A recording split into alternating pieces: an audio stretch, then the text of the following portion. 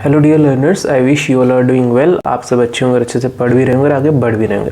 तो आज हमने जो कॉन्सेप्ट करना है वो है क्रोमेटोग्राफी टेक्निक का ही एक पैरामीटर, जिसमें हम बैंड ब्रॉडनिंग और थ्रेटिकल प्लेट्स के बारे में पढ़ेंगे। इसमें हम पढ़ेंगे जो हमने कंटेंट है, इसमें इंट्रोडक्शन सबसे पहले हम पढ़ेंगे बैंड ब्रॉडनिंग का, फिर हम पढ़ेंगे थ्रेटिकल प्लेट्स, फिर हम पढ़ेंगे how this efficiency of an column chromatography can be increase in term of this theoretical plates. देखिए, जब आप कॉलम क्रोमेटोग्राफी करते हैं, सबसे पहले आप क्या करेंगे? सबसे पहले आप क्या करेंगे, कॉलम आपने पैक किया, उसको हमने क्या किया, एक सैंपल हमने यहाँ पे ऐड कर दिया। ठीक है जी। अब जो सैंपल आप इंजेक्ट करते हो वो इनिशियली क्या होता है, हम बोले कि एक बिल्कुल फाइन बैंड की तरह होगा, स्मॉल बैंड की तरह होगा।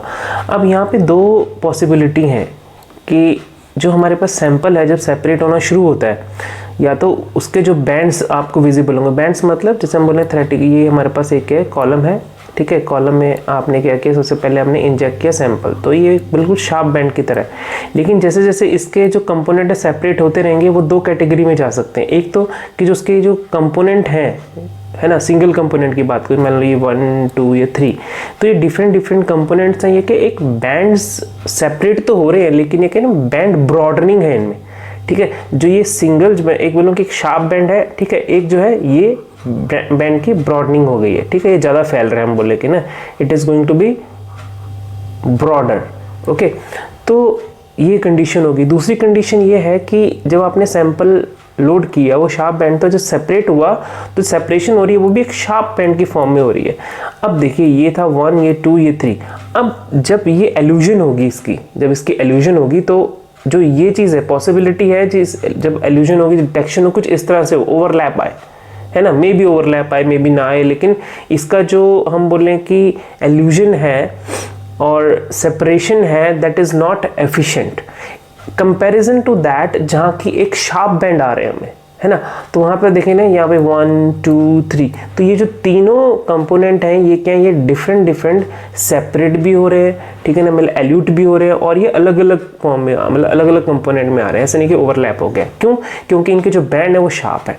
अब ये शार्पनिंग ऑफ बैंड कैसे हो सकती है, इसके लिए कंसेप्ट था, that is theoretical plate, okay. ये थ्रेटिकल प्लेट जो थ्योरी थी, ये given by the scientist that is Archie JP Martin and Richard L Synge. ये दो साइंटिस्ट, इन्होंने इसको एक हम बोले कि थ्रेटिकल प्लेट की थ्योरी दी, और इन्होंने अपना पेपर पब्लिश किया था जिसका टाइटल था a new form of chromatography involving 2 liquid faces, जिनके लिए इनको 1952 में नोबेल प्राइज भी दिया गया था। अब ये जो कंसेप्ट था थ्रेटिकल प्लेट्स वाला, ये था inspired from a fractionation distillation of petroleum. अगर फ्रैक्शनल डिस्टिलेशन ऑफ पेट्रोलियम करें, कि जब पेट्रोलियम की बात करते हैं तो क्या होता है, जो हम एक raw material that is crude oil, है ना, कि क्रूड ऑयल, अब वो क्रूड ऑयल को क्या कहते हैं, फ्रैक्शनल डिस्टिलेशन यूनिट उसमें पास थ्रू करते हैं। अब ये जो है क्रूड ऑयल, सबसे पहले इसको हीट करेंगे और उसको क्या करेंगे, उसको डिस्टिलेशन यूनिट में पास थ्रू करेंगे। अब आप यहाँ देखेंगे जैसे जैसे टेम्परेचर देखिए 400 370 300 200 150 डिग्री सेल्सियस, ये का टेम्परेचर जो है जैसे जैसे इंक्रीज मतलब जैसे जैसे ऊपर की तरफ जा रहा है, वैसे वैसे टेम्परेचर डिक्रीज हो रहा है, ठीक है। और हमें क्या हो रहा है, 400 डिग्री पे फ्यूल ऑयल मिल रहा है, 370 पे डीजल ऑयल मिल रहा है, 300 पे कैरोसिन मिल रहा है, और 200 पे हमको गैसोलीन मिल रहा है। तो इस तरह से क्या है, ये फ्रैक्शनलेशन डिस्टिलेशन होगी, जिसकी वजह से हमें डिफरेंट क्या होंगे, हमें पेट्रोलियम के प्रोडक्ट मिल रहे हैं, ठीक है जी। अब इसका जो बेस है, इस फ्रैक्शनलेशन डिस्टिलेशन यूनिट का जो बेस है, वो है बबल प्लेट। बबल प्लेट अगर आप देखेंगे, ये जो सिंगल एक कंपोनेंट दिखा रखा है, इसको हम बोलेंगे बबल प्लेट, ठीक है। इस बबल प्लेट में क्या है, एक ये जैसे बबल प्लेट होगी, तो ये बबल प्लेट क्या है, it consist of an perforated plate with an large number of small hole on the slot. और स्लॉट क्या है, इसमें स्मॉल होल है, और इसको कवर करके रखा हुआ है एक टॉप में, किसने, प्लेट में।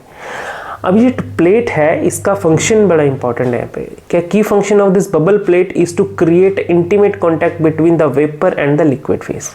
वेपर मतलब कि जैसे आप हीट करेंगे, तो ऑब्वियस सी बात है, जब हीट करेंगे तो वेपर तो बनेंगे, है ना। जब वेपर बनेंगे तो किसके कॉन्टैक्ट में आ रहे हैं, यहाँ पे इस प्लेट के ऊपर टॉप में जो फंक्शन है बबल प्लेट में ना, यहाँ पे क्या है, बबल प्लेट में टॉप में क्या है, कैप भी है, ठीक है। अभी करिए, यहाँ पे वेपर्स क्या हो रहे हैं, एक्यूमुलेट हो रहे हैं, ठीक है, on the top of this theoretical plate there is a cap where the accumulation of this vapour will take place before passing through the holes. इन होल्स से पहले पार यहाँ पर आएगी। अब इससे क्या होगा, this allow the mass transfer and equilibrium to occur. क्या होगा, मास ट्रांसफर हो रहा है, किसके बीच में हो रहा है, between the vapours and the liquid phase, resulting in separation of component based on the different vapour pressure and boiling point. इस बेसिस पे क्या होगा, there is a separation of the various component that depends on their vapour pressure and boiling point. Okay, and also each plate serves a separate stage for the vapor liquid interaction। Basic यहाँ पे क्या है कि mass transfer हो रहा है between the liquid and the vapours. Okay, crude है, मतलब क्रूड ऑयल है, नॉट पेट्रोलियम, क्रूड ऑयल है, वो डिफरेंट अपने कंपोनेंट में सेपरेट आउट हो जा रहा है। ठीक है, अब इसमें जो हमें देखने वाली बात ये है कि ये जो फ्रैक्शनलेशन डिस्टिलेशन यूनिट है, इसमें एक layer, second layer, third layer, fourth layer, तो क्या एक लेयर्ड है ना, एक लेयर बनी हुई है। किस चीज़ की बनी है, ये हमारे पास एक लेयर बनी हुई है, किसकी, प्लेट्स की, जिसको बोलेंगे बबल प्लेट्स की। ठीक है, अब ये जो बबल प्लेट है ये हेल्प कर रही है एक्सट्रैक्शन और you can say separation of different component from the crude oil. अब यह देखिए कि जैस the vapour travel through the column, जैसे वेपर्स ट्रेवल कर रहे हैं थ्रू द कॉलम, जैसे वेपर जाएंगे it condense and revaporate several time. Condense क्यों हो रहे हैं, क्योंकि उसके ऊपर क्या जो बबल प्लेट है उसके ऊपर टॉप में क्या है, कैप है। ठीक है, that help in accumulation of this vapour and re several time as encounter each plate effectively fractionating a mixture into different component, जो हम बात कर ही रहे हैं। ठीक है, अब ये जो साइंटिस्ट थे इन्होंने क्या बोला, जो ये सिंच और ये जो दो साइंटिस्ट थे मार्टिन, इन्होंने एक थ्योरी दी जिसमें इन्होंने बोला कि जो कॉलम है उसमें भी प्लेट्स होती हैं, इसको हमने थ्रेटिकल प्लेट्स बोल दिया।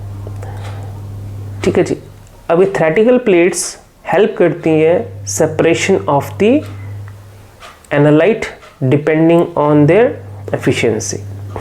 ठीक है, कि मिक्सचर लिया आपने, मिक्सचर में डिफरेंट क्या है, कंपोनेंट है, जैसे हमने यहाँ पे भी डिस्कस किया था कि एक मिक्सचर आपने सैंपल इंजेक्ट किया होगा, डिफरेंट कंपोनेंट है।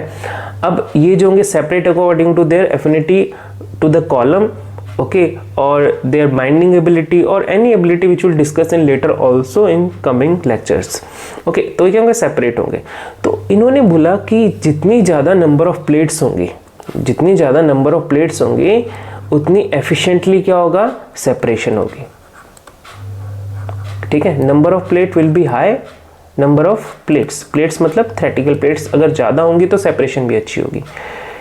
इरिस्पेक्टिव टू द लेंथ जो है सेम रहे, ऐसे मतलब हम बोले कि दो हमारे पास हमने क्या बनाए, कॉलम क्रोमेटोग्राफी बनाई, इसमें हमने बोला कि इसमें जो है इसमें higher number of theoretical plates हैं तो सेपरेशन भी इसमें ज़्यादा होगी। क्यों, क्योंकि यहाँ पे जो एनालाइट है दैट विल बी टेकन, मतलब उसको रिटेन कर रहे हैं, है ना, उसको रिटेन किया जा रहा है ज़्यादा टाइम के लिए। ज़्यादा टाइम रिटेन कब होगा, जब नंबर ऑफ थ्रेटिकल प्लेट्स मोर होंगे। ठीक है, तो देखते हैं थ्रेटिकल प्लेट्स के बारे में। ठीक है, the scientist consider the column consist of a large number of plates which termed as theoretical plate. ठीक है जी, द प्लेट्स आर हेल्प, अब ये प्लेट्स क्या कर रही है ना, ये जो प्लेट्स हैं that help in equilibrium of solute, मतलब जो सॉल्यूट है, देखिए सॉल्यूट जो है हमने पिछले लेक्चर में बात करी, दो फेजेस होंगे, one is mobile phase, one is your stationary phase. जो स्टेशनरी फेज होगा ऑब्वियसली बात है, जो कॉलम जिसमें आपने पैक कराया, सपोज सिलिका लिया आपने, तो वो क्या है, वो आपके पास आएगा स्टेशनरी फेज। मोबाइल फेज आ जाएगा वो सॉल्वेंट आ जाएगा जिसमें आपने उसको डिसॉल्व किया। तो मोबाइल फेज और स्टेशनरी फेज के बीच में जो इक्विलिब्रियम होगा वो होगा इन द थ्रेटिकल प्लेट्स। ठीक है, and this allow the separation of different analyte within the column and the theoretical plates are imaginary construct. ठीक है, this is an imaginary construct. Okay जी, अब चलते हैं नेक्स्ट। देखिए जैसे हमने भी बात करी कि अगर मान लीजिए यहाँ पे इतने पोर्शन को रिप्रेजेंट करता हूँ तो यहाँ पे हम बोलेंगे कि कितनी नंबर ऑफ थ्रेटिकल प्लेट्स हैं, 1 2 3 4 5। अब आप मान लीजिए कि आपने क्या किया, एक सॉल्वेंट में अराउंड सपोज 64 माइक्रोग्राम के हमारे पास एनालाइट है, ठीक है। ये रहा हमारा स्टेशनरी फेस, ये रहा मोबाइल फेस। तो एक थ्रेटिकल प्लेट में हमने इसको बोला कि यहाँ पे आ गया स्टेशनरी फेस, मोबाइल फेस, ठीक है। अब ये क्या 32 डिस्ट्रीब्यूट कर रहा है, 32 फर्दर आएगा, इसको लेंगे 16 फर्दर जाएगा 8 this 8 further go to 4 then 2 तो ये जो है ये आगे चलता रहेगा till it will eluted out. Okay, तो ये थ्रेटिकल प्लेट बेसिकली क्या कर रही है, रिटेन कर रही है द नंबर ऑफ एनालाइट्स को and it will be equilibrium कर रही है ताकि जो एल्यूजन है वो अच्छे से हो, ठीक है जी। Okay, to increase an efficacy of an column to separate analyte what we need to do, हमें करना है इंक्रीज करना है प्लेट काउंट को और डिक्रीज करना है प्लेट हाइट को।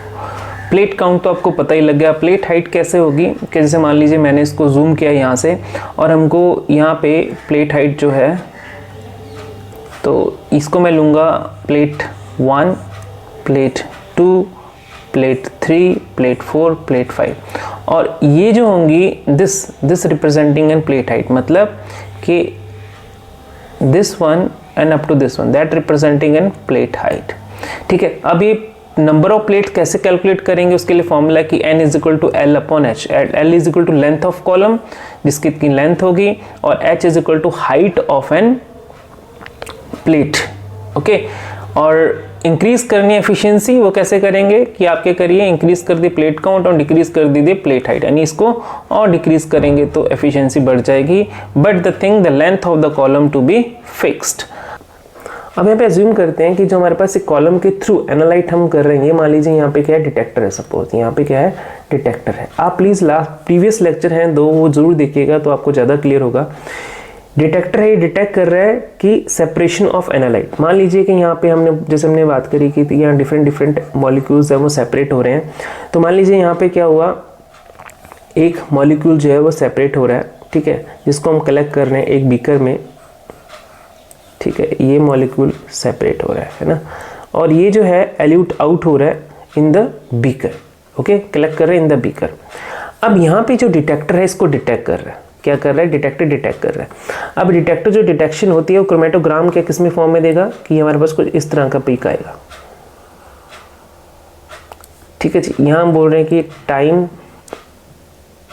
यहाँ पे हम ले रहे हैं नंबर ऑफ एनालाइट और हमारे नंबर ऑफ मॉलिक्यूल जो एल्यूट हुए। अब हम यहाँ पे ना एक अजम्पशन ले रहे हैं कि ये फॉलो करेगा, जो ये मॉलिक्यूल है एल्यूट आउट हो रहा है, it will follow a Gaussian profile. Gaussian profile जहाँ पे जो थ्रेटिकल प्लेट हम बोलेंगे वो देंगे in terms off peak variance per unit length. Theoretical plate पे फोकस करेंगे हम कि जो इस कॉलम में थ्रेटिकल प्लेट्स हैं वो फॉलो कर रही हैं किसको, गॉसियन प्रोफाइल को फॉर द आइसोलेशन ऑफ और सेपरेशन ऑफ एन एनालाइट। तो यहाँ से हमें एक इक्वेशन मिलेगी h is equal to sigma square upon L, जहाँ पे सिग्मा रिप्रेजेंट करेगा स्टैंडर्ड डिविएशन, और जैसे मैंने बोला गॉसियन प्रोफाइल होगा तो यहाँ पे थ्रेटिकल प्लेट्स की बात करी हमने ना कि थ्रेटिकल प्लेट्स जो उस कॉलम में वो हेल्प करेंगे elution of molecule and this follow a Gaussian profile in term of theoretical plate. तो h is equal to sigma square upon L, जहाँ पे l हमारे पास क्या है length of an column, L हमारे पास क्या लेंथ ऑफ कॉलम, और सिग्मा हम बोले standard deviation that as unit of length. देखिए L तो हमारे पास लेंथ आ गई और ये हमारे पास हम बोला कि इधर हम ले रहे +1 सिग्मा -1 सिग्मा, ठीक है जी। अब यहाँ पे दो केस मैंने आपको बताया, फर्स्ट केस और ये सेकंड केस, कंफ्यूज मत होइएगा। फर्स्ट केस हम ले रहे हैं थ्रेटिकल प्लेट्स का, सेकंड हम ले रहे हैं जो हम क्रोमेटोग्राम ले रहे हैं कि, और हम ये यहाँ पे टाइम है, यहाँ पे डिस्टेंस है, ठीक है। एक तरफ क्या है टाइम, एक तरफ है डिस्टेंस, और जो टाइम है बेसिकली जो क्रोमेटोग्राम आता है हमेशा टाइम के आता है, लेकिन हम यहाँ क्या डिस्कस कर रहे हैं डिस्टेंस की बात कर रहे हैं इन टर्म ऑफ प्लेट हाइट। तो हमको क्या करना है, हमें जो प्लेट हाइट है इसको इन टर्म ऑफ टाइम पे लेके आना है, ठीक है जी। अब वो कैसे करेंगे,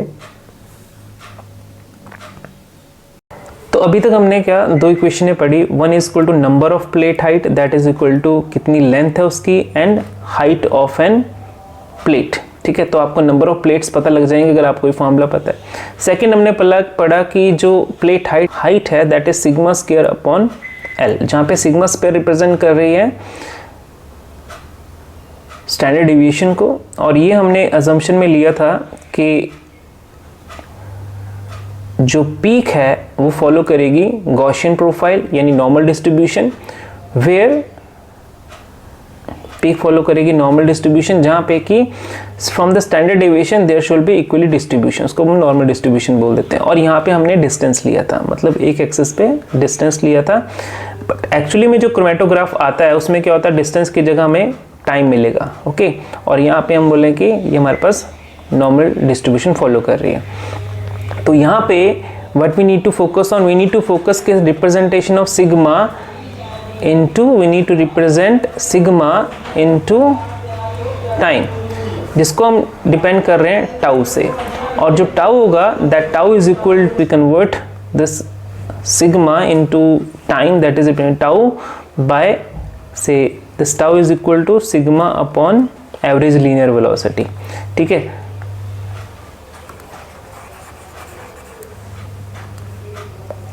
तो टाउ यहाँ पे होगा हमारे पास equal to sigma upon average linear velocity, और जो एवरेज लीनियर वेलोसिटी होगी is equal to this average linear velocity is equal to distance यानी length of column travelled by analyte to be eluted out and the time it has taken, that is retention time, okay. तो हमारे पास आ गई ये equation आ गई 1, मैं यहाँ पे लिखता हूँ, इसको इक्वेशन में 2 लिखूंगा, इसको इक्वेशन में यहाँ पे 3 लिखता हूँ, इसको हाईलाइट भी कर देते हैं। Equation number 1, equation number 2, equation number 3। अब यहाँ पे जो वैल्यू है सिग्मा की, है ना, इसको हम यहाँ पे फिल करेंगे इस इक्वेशन में। तो टाउ हमारे पास आ जाएगा, सॉरी इस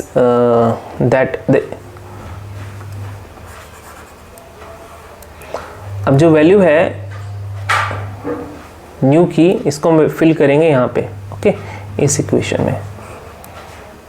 सो tau is equal to sigma upon L upon this is retention time, okay, T R. So it will comes to be sigma upon L into T R, okay. तो हमारे पास जो टाउ की वैल्यू आ गई that is sigma L T are.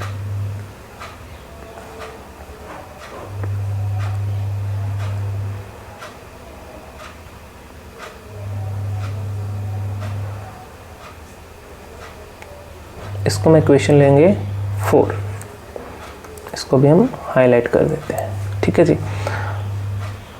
अब यहाँ से इक्वेशन 4 से हम सिग्मा की वैल्यू निकालते हैं। Sigma is equal to T L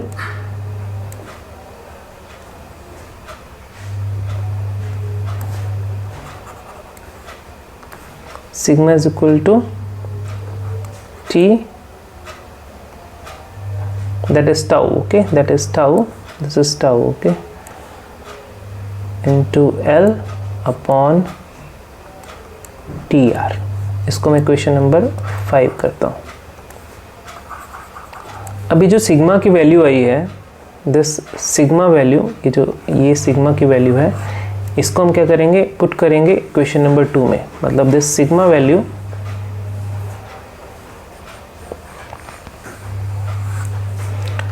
अब इक्वेशन नंबर 2 क्या थी, इक्वेशन आपकी 2 थी h is equal to sigma square upon L.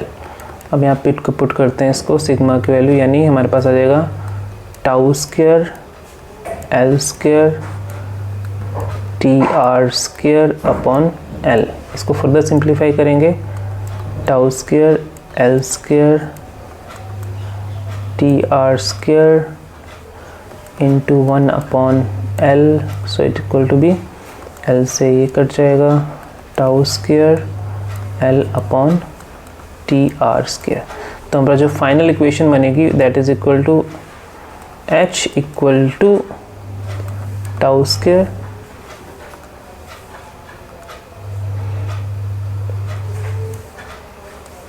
L upon T R square.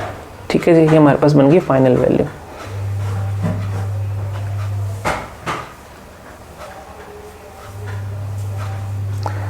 अब यहाँ पे एक चीज़ और पढ़ेंगे हम कि जो क्रोमेटोग्राफी की बेस लाइन होती है जिसको हम बोलते हैं W, that is equal to 4 tau. ठीक है जी, यानी ये जो है, ठीक है, यहाँ पे हम